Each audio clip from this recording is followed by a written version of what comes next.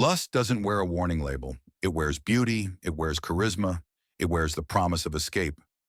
Lust is one of the oldest temptations known to man, not just physical lust, but the lust for control, for fame, for status, for anything that gives a temporary rush of significance. And that's what makes it so dangerous.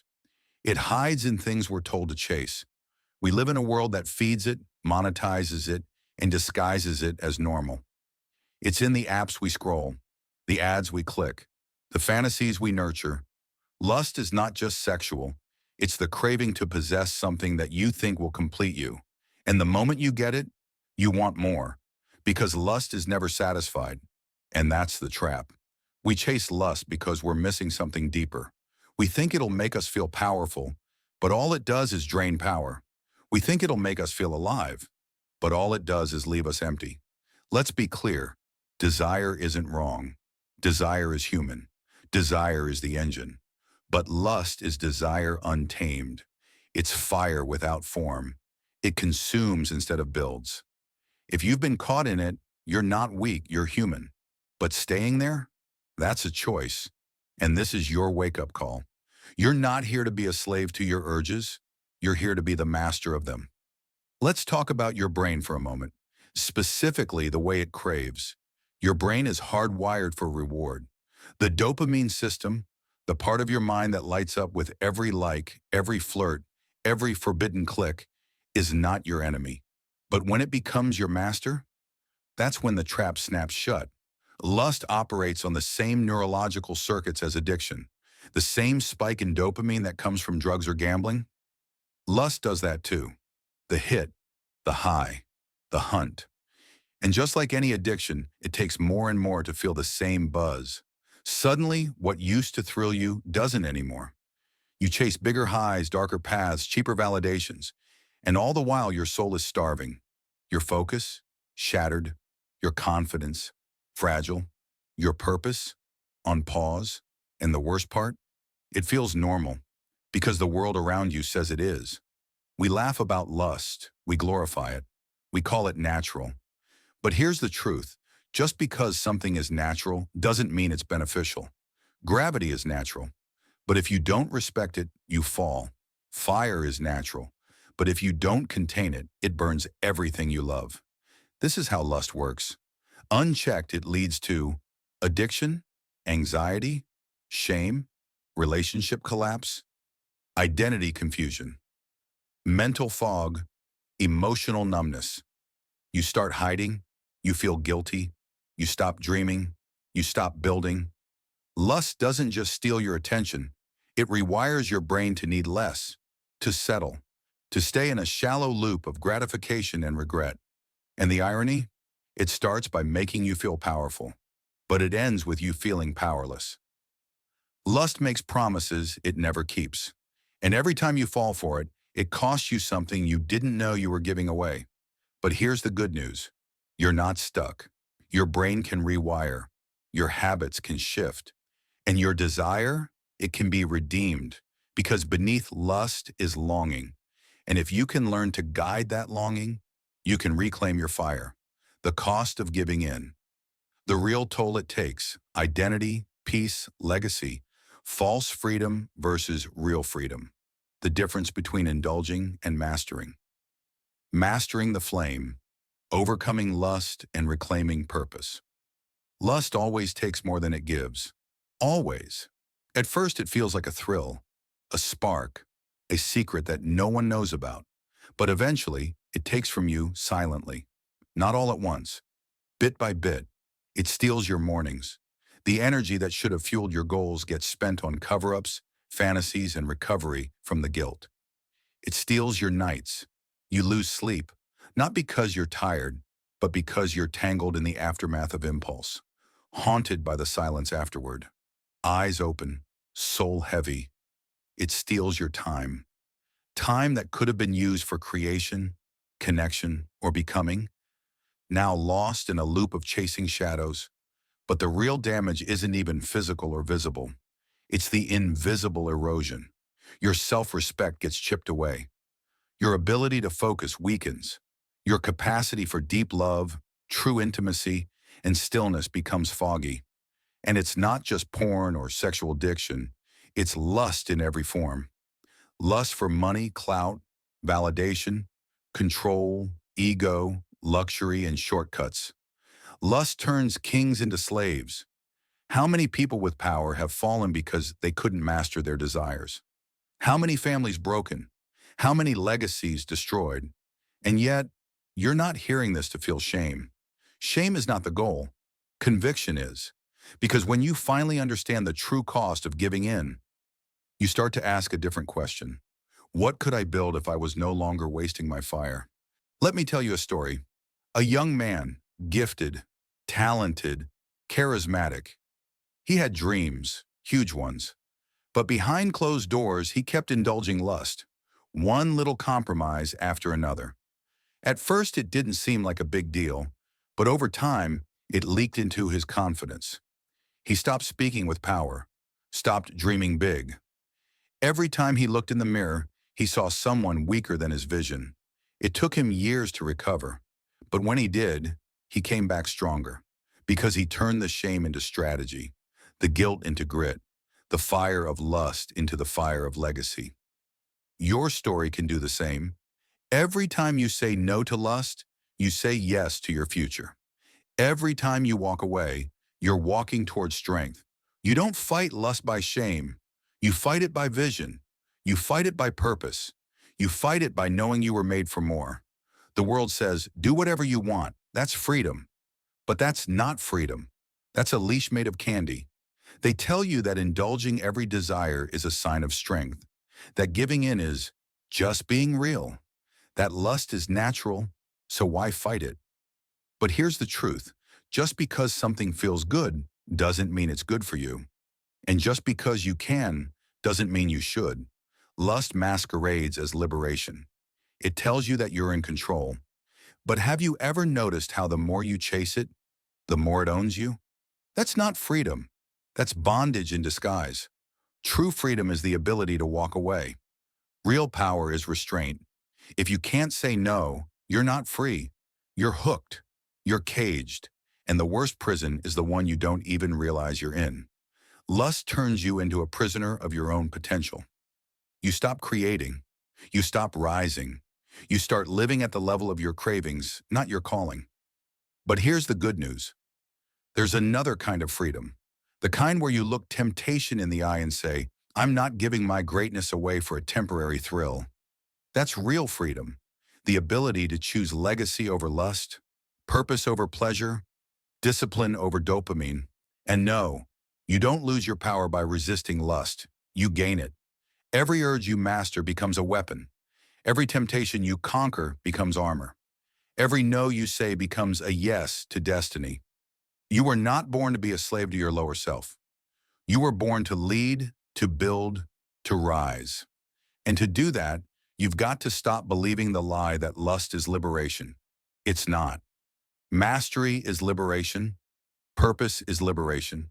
Self-control is liberation. From chains to discipline. Breaking free through structure, habits, and a higher standard. Finding purpose bigger than pleasure. How to transmute desire into impact, legacy, and inner peace. The first time you say no, it feels like war. The 10th time, it feels like training. The 100th, it feels like freedom. Let's be real. You don't beat lust by just hoping it goes away. You beat lust the same way you build a champion. One decision, one standard, one system at a time. Lust is chaotic. It thrives in randomness, boredom, and secrecy. It creeps in when your life has no structure and your mind has no mission. So here's the truth most people don't want to hear. You don't need more motivation. You need discipline. Discipline is the difference between living on fire or living in ashes. And contrary to what you've been told, discipline doesn't make you rigid. It makes you resilient. Start small. Your phone doesn't own you. Turn it off at night. Your urges don't own you. Cold shower. Go lift something. Your cravings don't get the final say. Get up, move, breathe, build a schedule. A man or woman without a schedule is a playground for lust. Lust thrives in idle time. idle minds, idle hearts. Hold yourself accountable. Stop hiding in silence. Find a brother, a sister, a mentor, someone who will call you out and call you up. Because here's what most people don't get. Lust doesn't mean you're broken. It means your passion is untrained. And once you train it, that fire becomes your weapon. Discipline isn't punishment. It's freedom wrapped in repetition. And every time you choose structure over struggle, you take a step away from being a slave to your urges. Want real strength? Build rituals that lift your spirit. Create systems that protect your peace. Surround yourself with people who see your destiny, not your history. Discipline isn't the cage. It's the key. You're not weak for struggling. You're strong for standing back up. So get up again. Tighten your routine. Rise with the sun. Breathe through the storm. Let your habits remind your mind. I am not here to be conquered. I am here to command. Lust burns fast. But purpose? Purpose is the fire that never dies. Once you've started to say no to the temporary, you must begin to say yes to something eternal. You can't just run from lust. You have to run toward purpose. The most dangerous man or woman is not the one without desire. It's the one who has taken that desire and aimed it like a weapon toward something divine. So ask yourself, what am I here for? What makes my heart burn without shame? What could I give the next 10 years of my life to without regret? Because when you discover purpose, the fire doesn't go away. It simply transforms. It becomes the long nights building your vision, the early mornings sculpting your body, the deep conversations where real intimacy is born, the creation of something that will outlive you. Lust says, take now. Purpose says, build forever. And the wildest part? The energy that once fed lust, it can fuel purpose if you let it. That same hunger, that intensity, that obsession, you can redirect it into mastering a skill, launching your business, serving your community, becoming a rock for your family, writing a book, a song, a legacy. Because here's what no one tells you.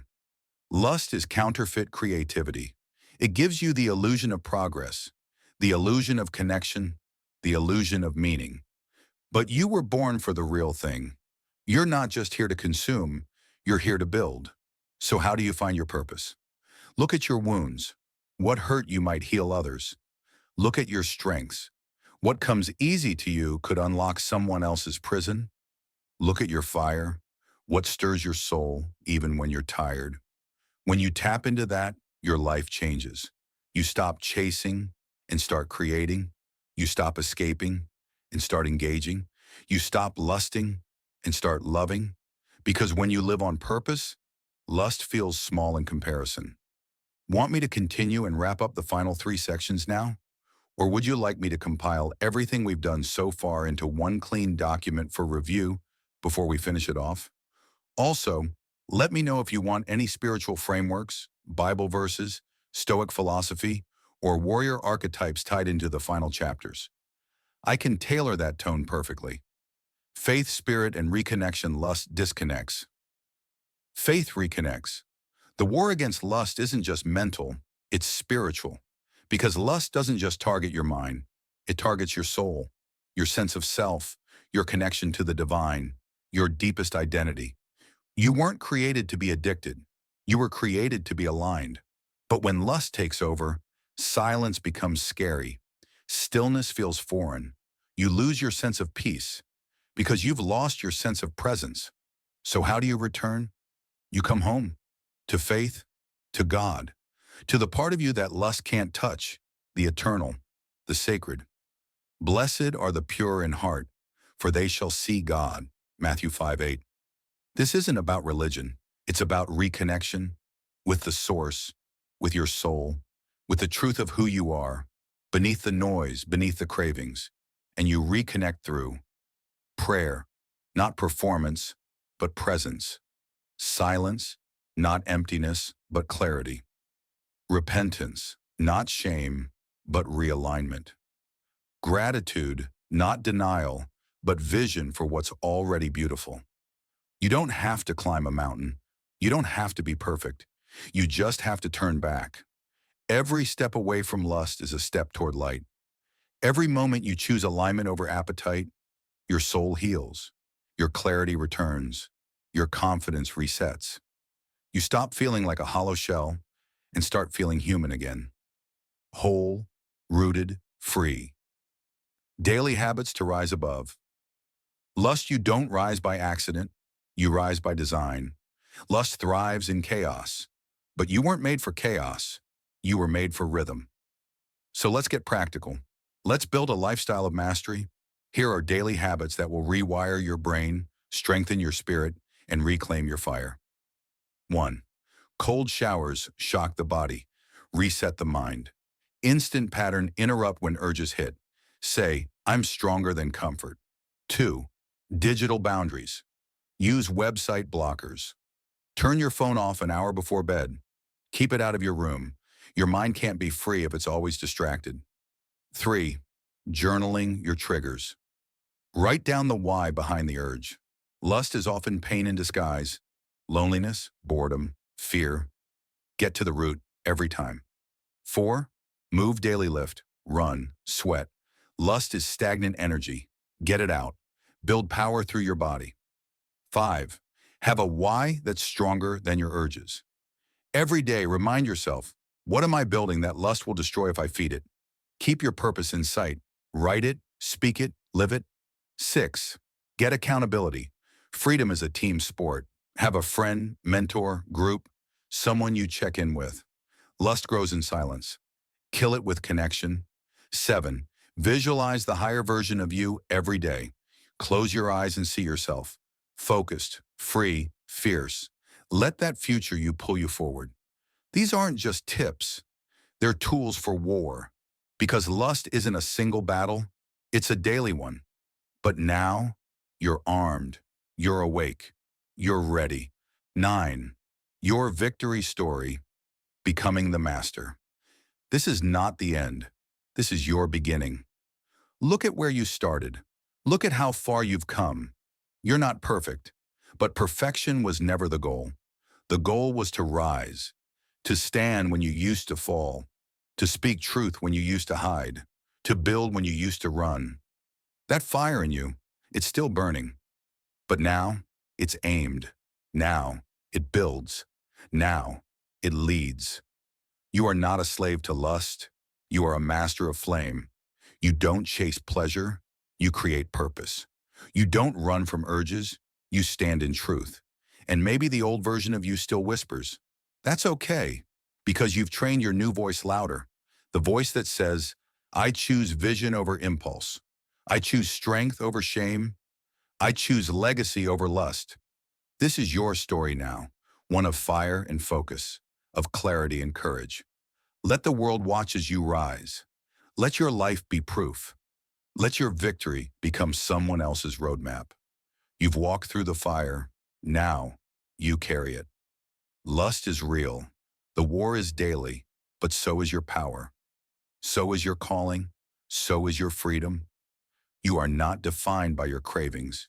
You are defined by your choices. Now go lead, building shine, and burn brighter than temptation ever could. Thank you for watching and spending your time with us today. If you found value in this message, don't forget to subscribe to Intellect Connect for more content that challenges your thinking and inspires your growth.